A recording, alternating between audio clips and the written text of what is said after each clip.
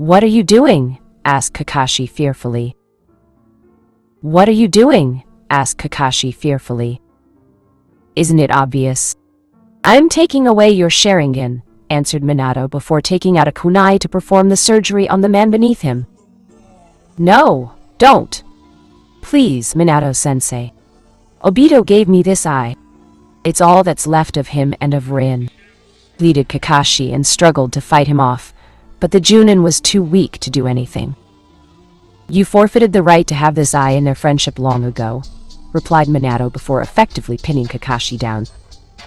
"Please, Minato-sensei. I'm sorry, I really am," whimpered Kakashi while Minato's eyes hardened, and the Junin could swear he saw a strange fire dancing in background of the former Cage's eyes. "I knew this whole surgery business here, Kakashi. So remember, there might be some momentary discomfort," said Minato before he began his first surgical operation on his former student. End flashback. "No, no!" yelled Obito, knowing his power was lost to him, and all because of his former sensei. "Yes, Obito. Now your power to phase out of this dimensions and to teleport wherever you wish. Not even your Izanagi. You learn to use in combination of the Senju blood Madara placed in you mixed with the Uchiha in your veins. The next time you are hit by an attack, only death will follow," replied Minato before taking out one of his signature tri-pronged kunai. "You won't kill me. I am your student. I am practically your surrogate son," stated Obito while bracing himself to use the Rinnegan when Minato made his move. "You're forgetting one thing, Obito," remarked Minato with Obito frowning. "And what's that?" asked Obito with Minato smirking. "I'm not your only opponent, and he is currently in your new blind spot," replied Minato before Obito turned and saw Tobirama there within his guard to punch the Uchiha right in the face. The Uchiha clan as a whole never did learn to be mindful of their surroundings, always using their eyes to counter that particular weakness, said Tobirama while Obito raised his right hand. "Shinra! Tena!" exclaimed Obito, only for the tri-pronged kunai in Minato that had been in Minato's hand was now piercing his own. Before the former Yondaime Hokage was in front of him with another kunai in hand and stabbed Obito in his remaining eye into the brain. "Goodbye, Obito. Maybe, just maybe, if you beg Rin hard enough when on the other side, she will forgive you for being stupid. But don't get your hopes up," remarked Minato, as he sunk the kunai in deeper into the skull of his former student. And just for good measure to ensure it worked, he snapped the Uchiha's neck. "One Uchiha down," commented Tobirama, while Minato burned the body before the two of them looked over at the others and saw that Sasuke was now on the ground after being beaten an inch from his life. "One to go," finished Minato before they walked over to Hashirama and Mito. "Madara held far more stamina than this one too, even when we teamed up against him and the Kyuubi. The only thing that his descendant has more than him is the darkness in his being from the hatred all Uchiha have in their hearts. Even now, this stupid boy is still filled with it," commented Mito while she saw Sasuke had spit out some blood from his mouth and glared up at the two. "Senju and Uzumaki filth. You should all be wiped out, down to the last child without a shred of mercy. The world was meant to be ruled by the Uchiha clan, the true heirs to the Sage of Six Paths," exclaimed Sasuke defiantly. "Your clan wanted to rule through power and power alone. Tyranny, oppression. You would enslave all the world and make what you can't have burned to the ground. You take what you want and kill or destroy what you can't have from others," countered Hashirama, while Sasuke sneered at him. "And what about the loser you follow now? What's so different about his intentions when compared to mine?" asked Sasuke before he saw Minato standing over him. "The difference, Sasuke, is that my son will bring about order and peace through his rule over the elemental countries. You would just cause more pain and suffering to the world in general to keep yourself in power. You would kill your own children if it meant your own survival," replied Minato with Sasuke struggling to move. "You make it sound like killing my own blood is a crime, but it's not. Not for me or the Uchiha clan. Power is the only thing that matters. With power, I can decide who lives and who dies. With power I become kami in all things, and decide what has a right to live in my world, replied Sasuke with madness in his eyes. A world of death. You want to live in a world where nothing grows and everything just burns to ground, commented Mito, while Sasuke laughed despite his body dying on him. I hate the world. It's filled with people not of Uchiha blood. People who think they are better than my clan, than me. The world needs to burn, and the majority of the people in it need to die so the rest can be reminded of the greatness of the Uchiha clan. Of my greatness, exclaimed Sasuke while believing the world belonged to him and was his to destroy, if not enslave everything he saw fit. If only to kill everything left he claimed for himself after the initial destruction. And that is why you are unfit to rule. No one wants to rule over the dead and corpses left behind by an idiot like you, remarked Minato before bringing his foot down on Sasuke's face hard, and turned his brains into mush along with the Sharingan. The Uchiha clan was now officially extinct. Uzu Tower. You look troubled, old man. Why? Asked Naruto while turning to glance at the now scowling man that was the former Sandaime Hokage. You know why, Naruto, or should I start calling you Sauron? Hiruzen shot back. You can call me whichever one suits you. I don't care anymore. I am both. Yet, neither. Besides, what do you care about my name? You never cared about me before today. So why try starting now? Challenged Naruto while Hiruzen's hand twitched in the desire to perform a deadly jutsu to obliterate the young man's body. I want you to die and stay dead, replied Hiruzen angrily. You still don't seem to realize that your anger toward me and Kurama by default has been misplaced in the most stupid of fashions. Neither of us killed your wife that night. Uchiha Obito did, replied Naruto since he knew the truth of that night from Kurama and his parents. Your conception, your very pregnancy was what allowed Obito to play his hand and take what I loved from me, stated Hiruzen, angrily while in partial denial to Naruto's claims. Please, Obito would have tried something regardless if my mother was pregnant or not. Besides, you don't really care about your wife being dead from that moment in time. It's just an excuse for you to hate me. You are angry because all the plans, schemes, and plots created by Konoha to dominate the elemental countries has blown up in your face. Even after you died, countered Naruto with Hiruzen seething more in anger because his words were the truth. Konoha is meant to be the strongest. All the other villages should either be removed or forced into submission and pay tribute to us. We were so close to that happening. I was going to be appointed as a new member of the Shinobi Advisory Council after Minato was made Hokage. I could have influenced him to do what needed to be done, but the fool went to play hero and got himself killed during his prime. I was left to fill the gap and continue on with the plan, replied Hiruzen with Naruto, letting out a cruel chuckle. A tad difficult to do when your former supporters like Homura, Koharu, and Danzo see no real need to support you in every decision you make, especially when they could get it done using their own means. Add the fact Orochimaru was no longer in your corner, when needed the most didn't exactly help you either. I was going to be your trump card, wasn't I? Once properly molded to be the village's submissive weapon, and you had my loyalty to carry out your will, even after your death. To be like Yagura, the Mizukage with the exception being I wasn't killing off bloodline users, and my reasons for starting a war was to unite the world under Konoha's banner to bring about order. An order where everyone not from Konoha were slaves to me, and yet I was a slave to those who put me in power, namely Homura, Koharu, Danzo, and all of their successors in their beliefs in how I, and those like me were to be controlled by them, due to being a Jinchuriki, concluded Naruto with a frown before turning to look at the angry former Sandaime Hokage, and saw the man's eyes burning with more hatred. The truth did indeed hurt the most when exposed and in the open. That was your purpose, Naruto. You should have just accepted it with dignity and honor it deserves, stated Hiruzen, while Naruto turned fully and walked up to Hiruzen to look him right in the eyes. Would you in my place? Asked Naruto with Hiruzen, being silent on the matter, and it was clear to the Uzumaki. The man was refusing to answer with what free will he had left in his body. Naruto had no intention of letting this silence be the man's answer. He wanted to hear the truth from Hiruzen's own mouth.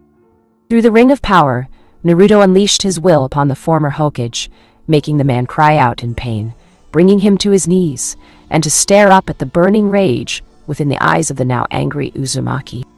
A powerful, all-consuming command entered Hiruzen's mind, burning away what free will he had in his body, and was forced to obey despite his feeble resistance to the contrary.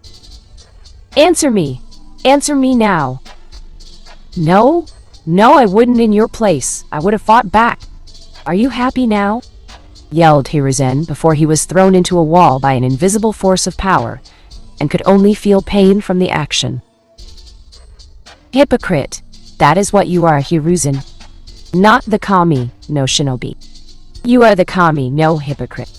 You aren't even a true believer of your own damn cause and belief regarding how all Jinchuriki should be treated.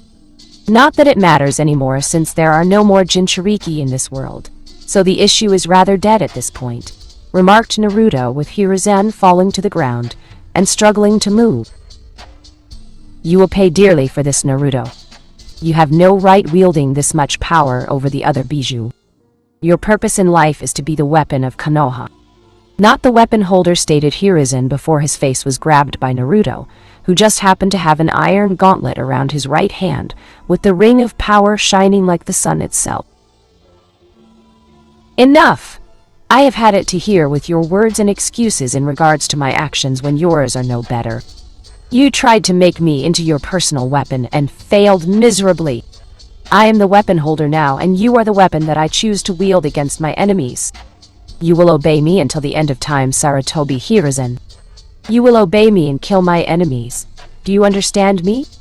Yelled Naruto with his power erupting from within him, and all Hiruzen could do was kneel in his current position and take it while his very being felt like it was consumed strangely enough by fire. I understand, Master, whispered Hiruzen with his eyes glazing over for a second at the command being forced into his mind to obey without question, unless his master was planning to change anything. Because my spies have informed me of Danzo's plans to stop me from bringing about a new age for this world. With the Akatsuki dead, news of it should manifest soon before the Cage Summit, and he will no doubt use it to convince them to fight me. Suna and Kiri will be out since Gaara won't hurt an old friend like me, while Kiri is trying to become strong again. Their bloodline civil war has left a lot of damage to their village in terms of military strength and reputation to get clients, leaving Kumo and Iwa to ally with Konoha to stop me. The Tsuchikage is getting on in his years, but I believe the man is still the fence-sitter everyone claims him to be in life. My father notwithstanding, he won't risk his shinobi against my clan. And when news reaches Iwa of my father, along with the others returning, I may just find myself a suitable ally against Konoha, strangely enough. As for Kumo, they will be more inclined to agree since they will no doubt want at least 2 of the Bijou back in their possession, and maybe a few of my Uzumaki clan members as well. Add to the fact my spies are reporting the Raikage is hunting for my wife in secret for her bloodline, and the potential my son possesses from the both of us only makes things worse. Fortunately, I have a plan to shatter any form of alliance Danzo could make, and you Sarutobi Hiruzen are going to be key in that regard, said Naruto before freeing Hiruzen's face from his hand. What do you wish of me, my lord? What is your command? Asked Hiruzen in a semi-hypnotic state of submission. Simply, put, old man, you have work to do, answered Naruto with his eyes burning with power at his command. Oh yes. There was much work to be done, not only in terms of Hiruzen crashing this Cage Summit, but to get Hinata and his son back here to Uzu, where they could all be a family again.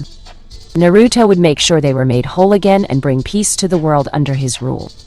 He would be its emperor, his wife, the empress, and his only son being the heir to an empire that would until the end of the world itself. It would be glorious. Chapter 5 Meeting. Your betters. The Cage Summit was a rarity. Only a handful of times did they happen, and only during or following a major historical event. The first Cage Summit was convened when the 5 shinobi villages first formed and each cage came together to meet regarding their rival. This was done so each cage could see the face of their future enemy, gauge their strength compared to the others, and determine who among them was to be taken seriously the most. Each cage, with the exception of Hashirama himself, were looking at the other with distrust, and a sense loathing at having another cage in their midst. To them, it was like being a king surrounded by other kings, who wanted what everyone else wanted, and had no problem taking it by force. It was also at the very first Cage Summit that Senju Hashirama divided up the 9 Biju among the 5 shinobi villages to promote peace. How no one would have more strength over the other and create peace via a power deadlock between the 5 villages, so no one would fight anyone for more power. The man had been a naive fool in believing that it had been a mistake of epic proportions in the belief such power would make each cage content and not seek out more of it. It was like having a rare wine or food that tasted great, beyond compare. When someone had acquired a taste for power, you didn't stop at what was tasted. You kept taking and taking and taking some more until there was nothing left, or you were so bloated it caused your own demise.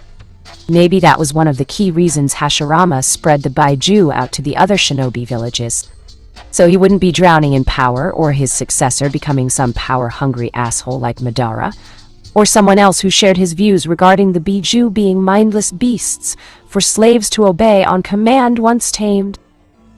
Each of the shinobi village got 2 powerful Baiyu out of the deal, with the only exception being Suna, who got 1 because the 1 Biju in question was Shukaku. The one-tailed Biju could easily use all the sand within the Land of Wind as its weapon, and so could the Jinchuriki, who wielded its power. And considering how Wind Country was practically all sand, it would be unfair to the other villages if it got another Biju. The second Cage Summit happened after the end of the first Shinobi War and determined what the reparations would be to the victors. The same thing happened once again for the third Cage Summit, with both Kumo and Iwa paying out a heavy financial sum in order to help prevent any further loss of life on all sides. This time, however, the fourth Cage Summit was not about stopping the fighting, but the gathering of allies to combat the threat from a foe too great to ignore: Uzu and the Uzumaki clan. This is the convening of the fourth Cage Summit. All 5 cages here, please remove your hats from your heads and place them on the table to show they are who they say they are. In representing themselves as the leader of their village, said Samurai General Mifune, while seeing each cage do what was asked of them. I am Sabaku no Gara, and I am the Gondame Kazakage of Suna, said Gara calmly. And I am the Yondame Raikage of Kumo, said a while he glanced around the room. I am Onoki, and I am the Sandame Tsuchikage of Iwa, said Onoki, while making sure not to strain himself too much in order to keep his back from giving out. I am Terumi, and I am the Gondane Mizukage of Kiri, said Mei while smiling slightly at everyone. I am Shimura Danzo, and I am the Rokudaime Hokage of Konoha, said Danzo in his usual emotionless-like tone, as if it was to be expected of someone like him to be Hokage. Why did you call this meeting, Danzo? It is not like you or Konoha to do this unless it was something beyond your control, said a while, glaring at the man, who was doing his best to keep his emotions in check, despite rage he felt within him, at the moment wanting to claw its way out of his skull. Not surprising, since his hidden arm with grafted Sharingan eyes in it was useless, and the same could be said for the one eye behind his bandaged face. Ever since the blasted return of Uzumaki Naruto, and that tower of energy he shot into the sky, the Sharingan eyes harvested from the bodies of dead Uchiha clan members were destroyed. The arm with the Mokutan bloodline, using Senju Hashirama's own cells, had begun rotting along with the Sharingan eyes bleeding non-stop. He had to order his most trusted medic nins from Root to perform an emergency surgery operation right in his own office, and replace the arm with small metal stump until something more permanent could be made for him. The Sharingan eye hidden behind the bandages on his head had to be removed, since it was deemed unsalvageable by the medic nins.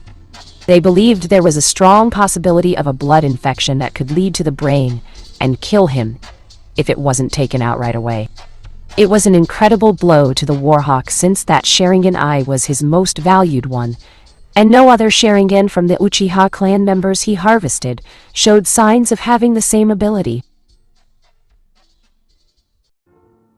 Until such time that something new and useful could come along to give him more power to control others, Danzo had to rely on his wit and cunning from his years of experience to get what he wanted. In truth, Danzo had been relying on the one Sharingan eye that was in his head for some time after becoming Hokage. Making people do what he wanted and influencing their minds to think like him was far easier to do when the eye could use such a strong genjutsu once a day. Of course, the easy part was that the genjutsu itself worked on just about everyone in Konoha, since almost everyone in the village thought similarly to him, but kept such things suppressed in their minds, and dared not let them be expressed, mostly out of fear of them being considered an immoral monsters to the next generation, at least until the next generation started to act like their parents and the other adults too when seeing things from theirs and his own perspective. But now it was time to do things the old-fashioned way, by talking, plotting, and planning. I called this cage summit to address the growing threat slowly expanding itself, which threatens not only Konoha, but the rest of you. I'm talking about Uzu and the Uzumaki clan returning to power, said Danzo with and Onoki shifting nervously at the mention of Uzu, and the Uzumaki clan, while Mei looked saddened. Gaara narrowed his eyes dangerously. Uzumaki. Naruto was from the Uzumaki clan. He was my friend and you killed him. I have no intention of becoming an enemy to the clan of my friend unless they attack me first, said Gaara while Danzo frowned, but did nothing with this information since he could not use it. My mother told me about Uzu and how it took the might of the villages here in this room to destroy them. How we were responsible for its destruction. And for what? All because they were becoming so strong that they could stand on their own as a shinobi village, and one might become one. I have no intention of siding with anyone who would endorse such fear-based barbarism against a clan simply for wanting to exist and grow. I would be as bad as Yagura was when he wanted to purge bloodlines from Kiri, replied Mei while Danzo's eye narrowed at her. Sentimental woman, using Kiri's civil war to justify not wanting to fight this threat. No spine whatsoever. This is why women cannot be cages no matter how strong they may become in life. They are too weak emotionally and are foolishly compassionate to those with similar life experiences to their own, thought Danzo while gripping his cane tightly in the process. Before this cage summit was called, my spies were getting many reports on this issue surrounding this one person. Is it true that this Uzumaki Naruto is in fact the son of the late Yondaime Hokage, and Uzumaki Kushina of the Uzumaki clan? Asked a while Danzo didn't reply at first before reluctantly nodding. It is true, answered Danzo, though it looked like he would sooner kiss a toilet seat after an Akamichi sat on it before admitting that again. The very same Uzumaki Naruto you had violently executed after being tortured, and all for saving your ungrateful village from pain when all hope seemed lost, added Gaara in an angry tone that could make the dead shiver in fear. He was a threat. He was weapon and a tool of the village. He was a Jinchuriki. I was the Hokage at the time of his termination. He would not obey me. The fool would not obey my predecessor, and I was not about to tolerate insubordination from him when I became the Hokage. Uzumaki. Naruto was a disgrace to Konoha shinobi, and had to be made an example of to ensure no one else defied me, replied Danzo coldly, while Gaara's killer intense spite. Uzumaki. Naruto was a hero. Someone who gave his all for others, who cared about others. All he wanted was to be treated as a person. Not a thing, not weapon, not a tool, but as a person. For all your supposed greatness, Hokage-sama, you couldn't even do that during the moment of truth when it came to acknowledging him as such. In the end, you had him killed for wanting it, countered Gaara while Danzo sneered. Jinchuriki are weapons of war. The Hokage is the weapon holder. Jinchuriki do as they are told. They do not disobey. They are not allowed to disobey. They forfeit their right to such things as humanity or free will the moment a Biju is sealed into them, whether they volunteer or not. Even the Tsuchikage here knows this. said Danzo while stomping the floor with his cane. So, if you were a Jinchuriki of one of the Biju, you would gladly accept the abuse of your village, and the rules you yourself set for them in being a mindless weapon. To do as you are told, to fight when you are told, and die when you are told, without any free will to call your own, questioned Gaara while Danzo's one eye remained narrowed on him, and he remained silent since the elderly man refused to answer. In truth, Danzo was not one to stand by his own rules, or principles he set for others, since the very idea of them being turned on him was considered an insult to his person. It did not matter in his mind if he followed his own rules or not. What mattered was winning over others, and controlling those he did not kill for not obeying. Danzo had no problem being a hypocrite since everyone around was one already. Some more than others, and while Danzo was arguably the biggest hypocrite of all, he felt himself beyond any kind of judgment from the people in this room, if not the world. It didn't stop the Raikage from calling him out on it, though, in front of the others when he refused to answer. Ha! Take that, you hypocritical bastard! You have no problem hurting Jinchuriki if they are under your thumb, but that only applies if you aren't one yourself. Admit it. You can dish it out, but you can't take it, exclaimed. A while Danzo growled slightly at being called out on his views, and the fact the man wouldn't even tolerate such abuse on his own person if he was a Jinchuriki at any point in his life. What I would or would not tolerate if I was a Jinchuriki is irrelevant in this case. What is relevant is the simple fact the Uzumaki clan has somehow returned from the realm of the dead. They are a threat to all of us here in our shinobi villages. Or has the history of what each of your villages had done when attacking Uzu during the Second Shinobi War left your minds? Countered Danzo, knowing he had to get this cage summit back to why it was called in the first place. You forget my old rival Konoha had a hand in it too when we left the Uzumaki clan to die. They called for aid and we did nothing, replied Sarutobi Hiruzen, who had opened the door to the room and walked in with 9 dark-robed figures that looked like heralds of the Shinigami. What? The Sandaime Hokage. Here? Questioned Inoki while wondering how the old monkey was alive again and not looking so old. So my old rival, he got you too, surmised Danzo while only looking slightly surprised and a bit horrified at seeing Hiruzen alive while in his prime. Regrettably so, Danzo. It was not by choice I come here. I am his servant now. A slave to his will, said Hiruzen before he jerked his face noticeably, and the glowing eye made of fire manifested itself dimly on his forehead. So this is a cage summit. I expected something more grand. How disappointing, said Kurama while looking at everyone in the room. Why are you here? Who do you serve? Asked Mifune while seeing the 9 shadowy figures being quiet. They are here to ensure I am allowed to speak and stop anyone from trying to silence me from talking, answered Hiruzen while Danzo narrowed his eye at him. And why would anyone wish to silence you? Asked Mifune curiously. Because of what I and my old rival did in the past. What I am about to say to everyone here will make every cage turn on Konoha for our village's past sins. Sins Danzo and I, plus several others, had a hand in, and kept hidden from the world to ensure Konoha was never considered in the history books as villains, which could not be more further from the truth. We were villains of the world. Konoha itself has become the breeding place for them, replied Hiruzen, while Danzo's one eye widened before it narrowed. If he is somehow controlling you, Hiruzen, I suggest you start fighting it before you say something that endangers the village you swore to serve faithfully, said Danzo while he secretly signaled his root Ambu, who came with him as bodyguards to strike soon. You cannot stop me, Danzo. Even if you order an attack and your men got around these wraiths, as they are called, you know none of your men could fight me in the hopes of winning. We both know you don't have the strength to personally fight me either. As to your earlier desire for me to fight against his control, it is pointless at this point. I already tried. I no longer have the strength to oppose him, my old rival. He broke me, and now I am his tool and weapon.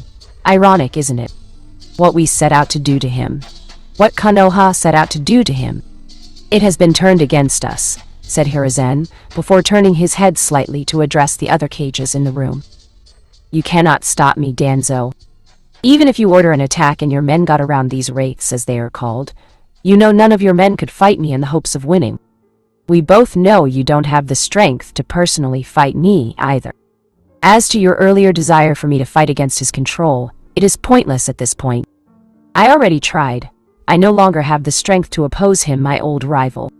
He broke me, and now I am his tool and weapon. Ironic, isn't it? What we set out to do to him. What Konoha set out to do to him. It has been turned against us, said Hiruzen, before turning his head slightly to address the other cages in the room. What is it you wish to say to us, Sendame-sama? Asked Mei, while she had to admit the man was rather handsome, with the exception of that glowing eye of fire on his forehead, showing he was someone's puppet to command. That the time for squabbling cages and divided lands is about to come to an end. As you know, word has no doubt spread of the return of the Uzumaki clan. Many of you are no doubt wondering if the one responsible for their return is Uzumaki Naruto. For those of you who believe either one to be false, or simply just mere rumors designed to destroy the overall morale of Konoha in general, I am here to personally tell you that the rumors are in fact true. Both of them are true, said Hiruzen, while Danzo grit his teeth in anger, since he didn't want that to be known to the other cages until much later, when the Uzumaki clan was considered too big a threat to ignore as a whole. Naruto's alive? Asked Gaara in surprise, but was also happy at the same time. Yes, he is in fact the one who is leading the Uzumaki clan, and the one who forced me into his service. Naruto also brought back his father and mother back from the dead as well, replied Hiruzen, before Danzo signaled his root bodyguards to attack, knowing it was now or never, since this news was going to destroy his efforts to rally the other cages to his cause. The response to his command was instant. Danzo's root swarmed Hiruzen and the 9 Bijou ring wraiths with the intent to kill or subdue their target. With any luck, Danzo could argue Hiruzen was a prisoner to a foreign power and was merely liberating him from said power's control. Unfortunately, Danzo failed to realize that his enemy might be more skilled, if not faster, in responding to his order. As such, when the root Anbu were close enough, the 9 ring wraiths that were secretly the Bijou drew swords, and each of them quickly sliced the root Anbu to pieces. Kurama, who was leading the 9, had his sword out, which was on fire, now pointing the weapon at the Warhawk, and growled at the man for his actions. Do not interfere again, or you will die here. Shimura, Danzo, said Kurama coldly to the elderly-looking man, while Danzo gripped his cane tightly from the killing intent aimed at him. The sad truth is, Konoha has done horrible things since I first became Hokage the first time, and well into my second term. We betrayed the Uzumaki clan during the Second Shinobi War when I became Hokage to ensure the QB was kept in Konoha. I helped orchestrate countless events to befall various leaders, nobles, and even assassinated clan heads in other regions of the world, to ensure Konoha profited from it. I also ordered our involvement was covered up and other shinobi villages, mostly aimed at Iwa, give our past rivalry, Kiri before and after the Bloodline Civil War, so we could profit from the decline the village was showing. Kumo was targeted in various areas we believed would be without dispute given the past history of stealing members from still nomadic clans with potent bloodlines. Even our ally Suna was blamed and excused falsely, thanks to us in secret, so they would lose clients to the League. Everything done was made for Konoha to gain the clients, resources, and power needed to become, if not stay, the strongest of the 5 shinobi villages, said Hiruzen, while the cages in the room glared at him or right at Danzo, since they knew the two worked closely with one another during that time. What about what happened with Naruto? Did you have a hand in his abuse like my own father did me? Asked Gaara, while Hiruzen nodded. And the man winced when the eye on his forehead glowed harder to force the man to speak. Yes. During my second time as Hokage, I easily planned to manipulate Uzumaki Naruto into being an obedient and loyal weapon of Konoha, all by allowing him to be abused repeatedly during his childhood into adulthood. I played the kind old man, pretending to care, and pretending to defend him from harm. In truth, I helped orchestrate everything so he would eventually become loyal and obedient through my guiding hand as the kind grandfatherly figure I portrayed myself to be in his eyes. I believed and knew that when the time finally came, I would have instilled a sense of loyalty into Naruto. A loyalty to serve the leaf that would have lasted long after my death. The plan was to keep Naruto weak and completely subservient to Konoha no matter what was done to him, but make sure said loyalty was instilled by the boy himself. By making him believe no matter what, he would be seen beyond what was sealed within his body. Naruto would be a dedicated and loyal weapon of the village. However, Danzo did not believe such a way to mold the boy into a loyal weapon was the proper way to go, and repeatedly tried to undermine my efforts so he would have an excuse to turn Naruto into an emotionless weapon to one day unleash on your villages. His vision for Konoha was to be the only shinobi village among the 5 to be remaining, and to remove any real or fake threats you may become to the leaf, said Hiruzen while Danzo's glare at him increased.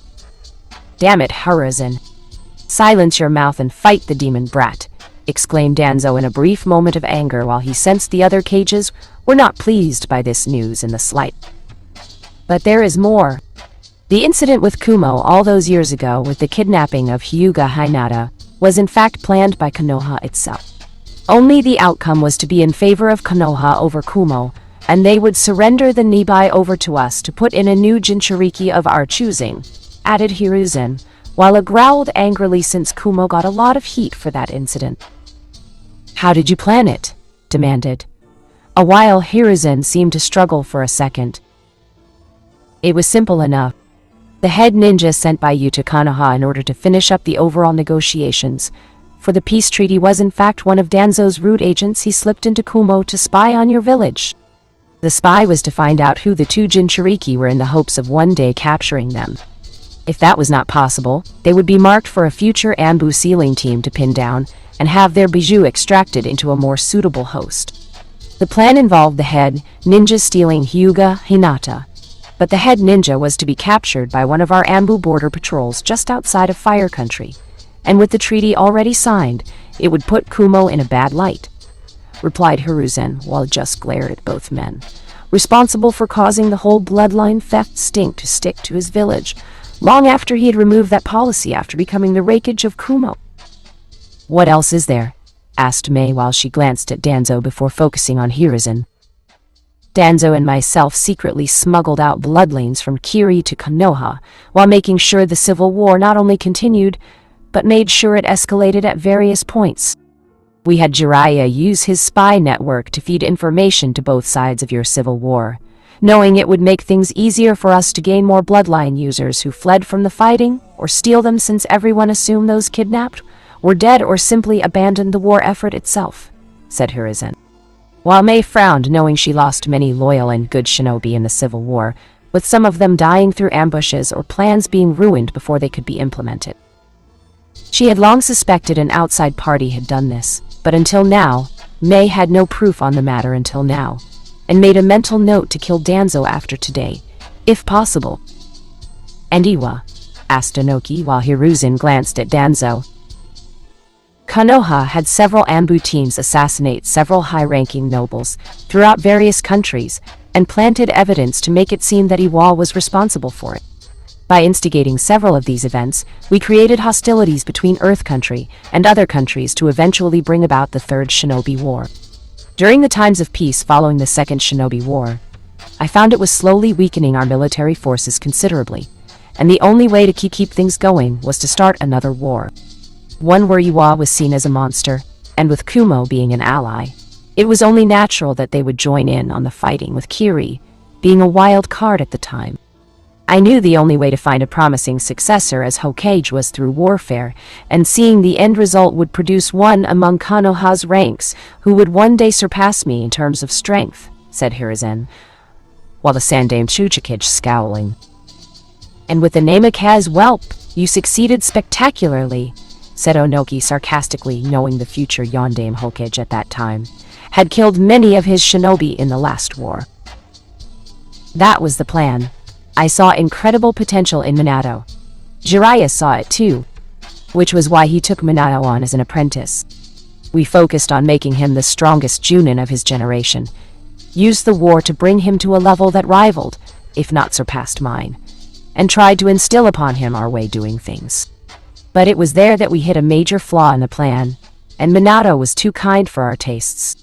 We had to make him colder and more harsh to the ways of the world, in order to make Minato see things our way, and how we advised him once he gained the title of Hokage. So we conspired with one with the most potential among his genin team, Hata Kakashi, to eliminate the other two from the equation that we knew were making Minato soft inside. By sending Minato's team on a dangerous mission, which only one was guaranteed to come back alive from, my future successor's mindset in being a hardened Hokage was assured. Or rather, it would have been assured if not for Uzumaki Kushina influencing him in her own way. And the two falling in love, replied Hiruzen while sounding a bit bitter at the end, and got a major headache from the pain. Naruto sent his way using the Ring of Power to punish the man for saying it with such spite. We don't need to hear your plans for my village. I have an idea on the how and the why you did it, remarked Gaara while glaring at Hiruzen coldly. Good. At least I won't be revealing how Danzo and I sanctioned Orochimaru's work with his transferring bloodlines to a non-clan member. Not to mention the funding we gave my old student to prolong life, and even sustain it to the point of possible immortality. Sadly, I had to sacrifice Orochimaru when Minato was planning to become Hokage, and would have found some rather sensitive information pertaining to my influence on the matter. To make matters worse, I had to keep Orochimaru in the dark about it, and he took my act of betrayal as the real thing. Jiraiya tried to get in touch with him afterward, but he wouldn't hear it, and swore revenge against Konoha, thought Hiruzen to himself. That aside, why are you here, Hiruzen? Surely not to confess Konoha's past crimes to the cages and myself, asked Mifune while Hiruzen nodded. I speak on behalf of Uzumaki Naruto. He sent me here to state terms regarding your position in this coming war he will soon have with Konoha, as well as the future of this world when it is over. If you accept his terms of siding with the head of the Uzumaki clan and calling him emperor of all the elemental countries, you will not be harmed in any way, shape, or form. However, should any village represented here, or even the noble samurai of Iron Country wish to challenge him or his clan, you will be destroyed. You will be shown no mercy. You will be given no quarter. You will simply be annihilated. The flames of war that will be upon Konoha will spread to you and consume everything in its path. And all for siding with a power-hungry warhawk, who would kill you all here, and now, if he had the power to do it. The time of squabbling shinobi villages fighting each other is going to end. The age of unity, prosperity, and order are going to be assured in with, or without your help, said Hiruzen while staring at the cages and the samurai general to see their reaction. Onoki looked pissed. So did A, but to a lesser extent. Gaara showed he clearly didn't wish to go to war against his old friend, much less involuntarily side with Danzo or Konoha in the process. Mai clearly did not want a war with the Uzumaki clan given how her village was still struggling to properly recover from the bloody civil war it endured years ago. Danzo was seething in rage, and clearly wanted a war with Naruto and the Uzumaki clan to show the brat was in over his head. Mifune was on the fence since he was unsure if his own country should get involved in this affair, despite the fact there were signs of this war with Konoha spreading to all the lands of the world should opposition against Uzu grow. I'm not siding with Danzo or supporting the bastard for what he has done in the past with you, Hiruzen. But I won't kneel to the Uzumaki clan either. Burn Konoha to the ground for all I care. But you better be ready for a real fight against my village, and be prepared to lose, replied a while glaring at Hiruzen and the ring wraiths around him. Iwa won't kneel and pledge their loyalty to the Uzumaki clan, much less one of them with stupid delusions of grandeur in making himself emperor of all things. Tell that brat he can go to hell. I'm not going to support Danzo since I hate Konoha, but I am damn well not going to support this Uzumaki clan head for a whelp either. Iwa is solid and does not break or bend for anyone, said Onoki angrily. Kiri cannot afford to be in a war right now with anyone. While we do not wish to kneel, we also do not wish to be labeled supporters, or even allies of Konoha. I simply ask for your master to give my village some time to consider our options. I wish for the Uzumaki clan head show leniency toward my village in that regard, before anything is made truly official, said Mei, while Kurama nodded. Can Uzumaki? Naruto hear me through you? Asked Gaara with Hiruzen nodding that he could. He has heard everything thus far through me, answered Hiruzen, while Gaara nodded. Naruto, you are my friend. My very first friend, in fact. You taught me to protect what I consider to be precious to me. I have no desire to get involved in a war between you and Konoha, much less one that would engulf the world depending on those who would stand against you. But at the same time, I want there to be peace in the future, and I know you have at least some idea of what you are doing. You showed me a far better path to walk, and I cannot even begin to repay the debt for what you have done for me. That being said, so long as I am Kazekage of Suna, you will have my village's full support, and I hereby acknowledge you as my emperor, said Gaara while the other cages looked shocked. He would do that. Kazekage-sama, are you sure you wish to side with him? What about your own win, daimyo? Asked Mifune, while Gaara stood and put on his hat. If my own daimyo has an issue with my decision, I will gladly discuss it with him, and Naruto in the same room like civilized people. Until otherwise stated, Suna will side with the Uzumaki clan, and Uzumaki Naruto in this matter, said Gaara, before walking out of the room without looking back. He had a village to prepare regarding the news of his decision. Uzu Tower at the moment. Naruto sat on his throne, one befitting his station as the future emperor of the elemental countries, and even as clan head of the Uzumaki clan. Around him were samurai and Uzunin watching over the room to ensure no threats befell their master. His cheerful mood over recent events at the Kage Summit, and what the cages there had decided, was ruined when Dooku came in, showing him a small group of people with him. All four were shackled in heavy chakra draining chains for security reasons. Even more so when Dooku revealed one of them, the one with light blue hair and sharp teeth, had taken Momochi Zabuza's sword from its grave. Not to mention the man had quite possibly smashed poor Haku's hunter Nin mask when at the grave itself. The only thing that lightened his mood, only slightly, was the fact one of the group was an Uzumaki, and another was someone he had not seen in a long time. It was Konan. Dooku, why is the one with blue-haired woman in chains? Asked Naruto curiously while Dooku looked at Konan. She was with the prisoners, my emperor. I assumed she was a threat, replied Dooku as he saw Naruto glaring at him. Remove her chains now and send for a medic Nin immediately. It's clear from her own condition that she is no threat to me and was not with them from the start. Prepare a room for her to be treated at once, and inform me when she has recovered a large portion of her overall health to talk, commanded Naruto coldly, while Dooku quickly obeyed. Hey, not that you would believe us or anything, but, we're not your enemies here, so could you unshackle us? Questioned Suigetsu, while Naruto turned his attention to the swordsman of the group. You have something I wanted. Something I was looking for shortly after I rebuilt Uzu to its former glory. But first, tell me something. Who was it that destroyed the Kiri Hunter Nin mask used as a grave marker next to that sword? Questioned Naruto while Suigetsu gulped, since he knew that look very well.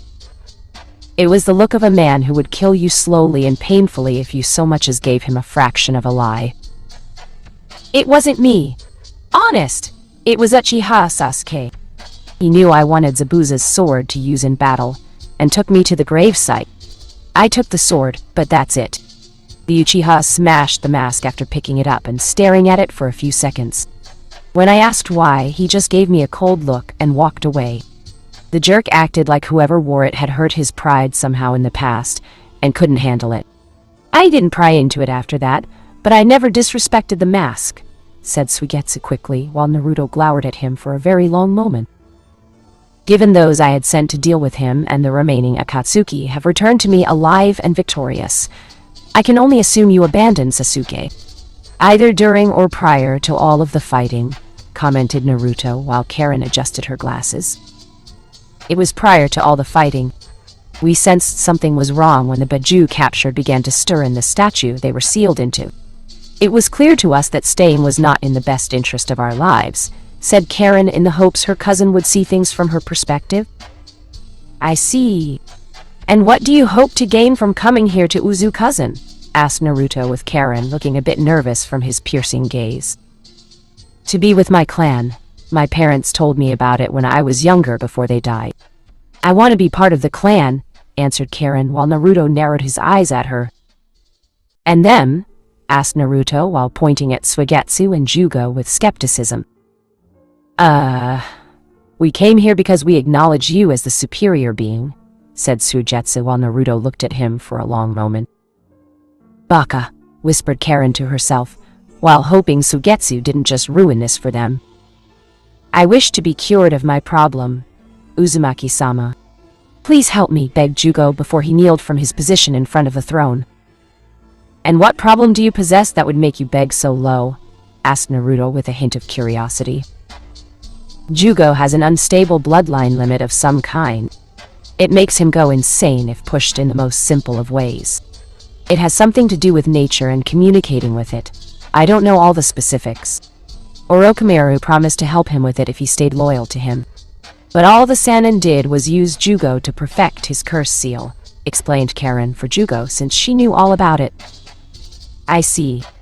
And you joined Sasuke in his quest for vengeance because he promised the same thing Orochimaru did. Only he asked for your help in hunting down and killing Uchiha Itachi. The fact you are begging for my help means he didn't honor his promise, and you were too terrified to leave knowing your power could unleash itself upon innocent lives, said Naruto with Jugo nodding. Yes, I don't wish to hurt anyone. I need help. I have been able to keep it in check for the most part when around certain people, and Karen has helped with experimental treatments. But they can only go so far. I need something more permanent, said Jugo with Naruto, nodding in agreement. I'll make sure something is prepared for you, my friend. The Uzumaki clan was skilled in many things. Medicine was one of them. Many believe Senju Tsunade got her medical talents from being a Senju on her grandfather's side of the family. In truth, the woman got it from being an Uzumaki on her grandmother's side of the family. My clan's side, said Naruto while Jugo nodding. Thank you, Uzumaki-sama. I will not betray this act of mercy, replied Jugo with Naruto, nodding. I know you won't, Jugo-san. The day you do is the day you die a most violent death by my hands, said Naruto with a moment of silence falling over them. That's great and all, but can we be unchained now? Please, asked Suigetsu with Naruto glancing at him before a flick of his wrist later. Both the swordsman and Karen were freed from their chains? Given Jugo's condition, I will keep the chains on him for safety purposes. For the time being, you will bunk together until proper accommodations can be created. Just try not to kill each other until then, said Naruto while two dark samurai walked into the room and escorted them out. Uzumaki-sama, they are here with Kushina, said an Uzu nin from beside Naruto for a brief moment. Send them in and leave us, commanded Naruto while everyone left the room until it was him before Kushina Hinata and their son Hizashi entered the room. Naruto-kun, said Hinata with Naruto, smiling at her. And Hizashi? Hello, Hinata-chan. And this must be little Hizashi. My son, replied Naruto with Hinata, hugging him and held the man she loved, close. Hizashi looked at him curiously. Are you really my father? The one Kaya-san told me about when growing up. The one who did those things as a ninja and the awesome pranks as a kid? Asked Hizashi while Naruto nodded. The very same. Though I didn't think she would call them awesome pranks when going on about me, said Naruto while Hinata blushed in embarrassment. I thought they were awesome. Pranking those Chunin by covering them in neon paint with dog pheromones and making them run from the Inuzuka. Clan's dogs was funny to hear, replied Hizashi while Naruto grinned at that memory of sticking it to those idiots. At the time they had roughed him up a couple of days prior just for being alive. It was totally justified in his mind to humiliate them. You should hear about the time I secretly put a laxative in the Gondame Hokage's secret sake stash, which she drank from just before a big important meeting. It was considered a secret because her assistant, named Shizune, would always take the sake from her since she wasn't allowed to have it when working. So Tsunade had to sit right through a super long meeting looking like she had to go to the bathroom, but couldn't for hours on end, said Naruto with his grin growing while Hisashi looked at him in wonder. Didn't you get caught? Mother says when a prank was done, everyone always assumed it was you who did it, said Hisashi with Naruto nodding. And they were usually right. And to answer your question, the woman knew. Tsunade couldn't prove it, of course, but the old hag knew it was me. She couldn't call me out on it, though, since that would mean admitting in front of Shizune-san that there was a secret sake stash in her office. A sake stash she wasn't supposed to have, much less drink in the first place while in her office being Hokage, replied Naruto, knowing Shizune would make Tsunade's life even more difficult if the secret stash was discovered by the ever-strict Hokage's assistant. So she couldn't punish you without being punished herself, remarked Hisashi while seeing the genius and overall plan. Exactly. And Tsunade's pride, much less her love for sake, compelled her to do nothing. She couldn't risk Shizune finding out about the sake and where it was located, since the woman would make sure the area was locked up, in order to prevent any more sake being hidden there, said Naruto while Hisashi listened carefully. Honestly, Naruto-kun, do you really need to corrupt our child to make him a prankster like yourself? Asked Hinata while smiling at her love. My mother was a prankster in her day, just as I was in mine. The legacy of such things must continue, declared Naruto with a hint of mischief in his eyes, and saw Kushina was chuckling, knowing her son would teach Hisashi well in the art of pranking others. Are you going to start your war soon? Asked Hinata in a serious tone, while whispering the question to him. She had been hiding from Konoha for years with her son. Years! Hiding with powerful friends of her husband. Yet Hinata feared even those friends wouldn't be able to protect her and Hisashi from harm. So she trained her son to be deadly at a young age. Oh, he was a good sweet little boy and had a good decent childhood. But Hinata also made sure her son knew the importance of defending himself should she not be around for whatever reason. Hisashi was a smart boy for his age too. Very insightful. He knew right away that his father had been public enemy number one to certain people thanks to Hinata telling him about it. She also made it clear that any offspring Naruto had, namely Hisashi in this case, would be targeted by extension for capture, since Hisashi was descended from the Uzumaki clan, and had hidden traits many would quite literally kill to have in their own possession. Hinata made sure Hisashi understood this, and the boy did. But all the same, the years of worrying about the slightest slip-up made the Hyuga woman not get much sleep at night on certain occasions.